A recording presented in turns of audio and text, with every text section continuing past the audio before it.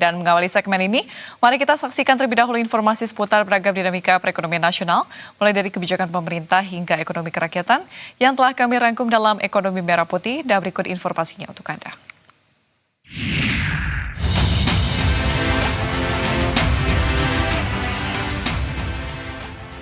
Presiden Prabowo Subianto segera menekan peraturan presiden atau Perpres terkait pembatasan potongan aplikator sebesar 8% bagi pengemudi ojek online.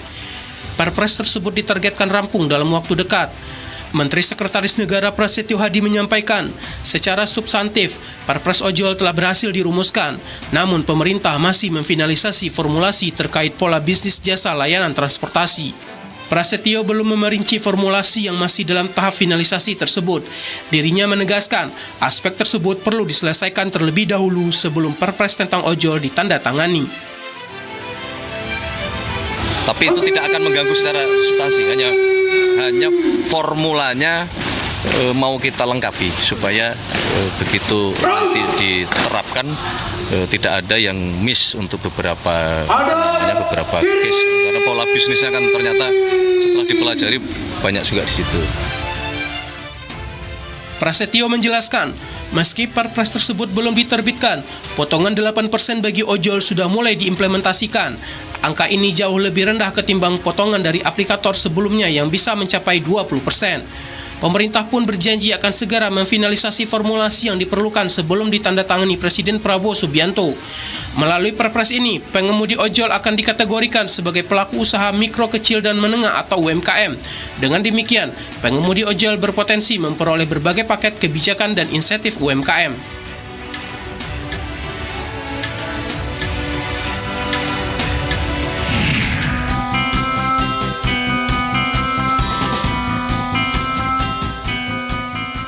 Menteri Keuangan Purbayayudi Sadewa menerima kunjungan Menteri ESDM Bahlil Lahadalia di kantor Kementerian Keuangan Jakarta. Keduanya membahas pembatasan bahan bakar minyak atau BBM subsidi Pertalite. Dari pertemuan itu, pemerintah kini tengah menyiapkan skema pembatasan BBM Pertalite bagi masyarakat pada desil 9 dan 10. Kelompok itu nantinya berpotensi tidak lagi bisa membeli Pertalite dan beralih ke BBM non-subsidi. Meski demikian, pemerintah masih mempelajari sistem untuk menerapkan kebijakan itu. Adapun penerapannya tidak dilakukan dalam waktu dekat, melainkan diterapkan secara bertahap setelah sistem dinilai siap. Sementara itu, pembatasan ini dinilai menjadi bagian upaya pemerintah agar penyaluran BBM subsidi lebih tepat sasaran. Nanti kan kita sedang Pertamina sedang menguji sistem, saya sudah melihat sistemnya. Mereka bisa aja yang desil 9, 10 nggak bisa beli yang bersubsidi. Dia mesti bayar harga Pertamax atau yang lain. Masa orang kaya harus kita subsidi, contoh Pertalite.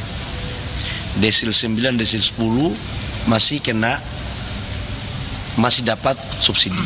Nah, ini yang kita mulai bahas sistemnya segala macam. Supaya apa? Angka subsidi yang ratusan triliun ini betul-betul diberikan kepada saudara-saudara kita yang berhak menerimanya. Dan ini kan sejalan dengan apa yang diarahkan oleh Bapak Presiden. Nah, karena itu kami melakukan rapat koordinasi dengan Pak Menteri.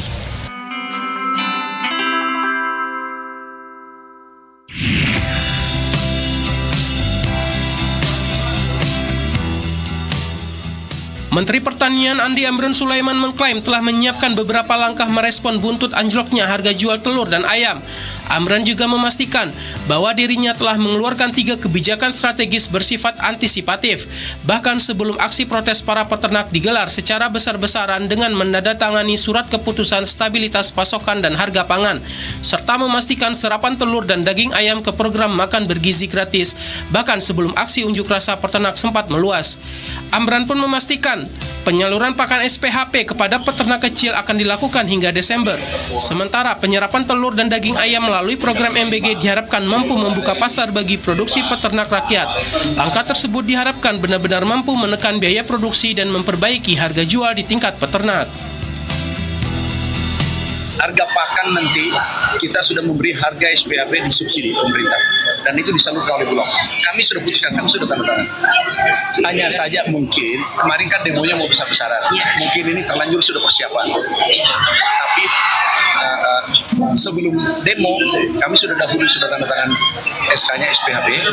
SPHP itu adalah pakan yang murah disubsidi pemerintah kepada peternak kecil. Kemudian ke MBG sudah saya tanda tangan semua sudah. Oh, berarti daging akan disalurkan ke MBG begitu Pak? Ke MBG daging ayam dengan telur. Kalau dulu makan 1 kali, kalau dia turun harga 3 kali. Sekarang harganya kan sudah naik, mereka naik kan.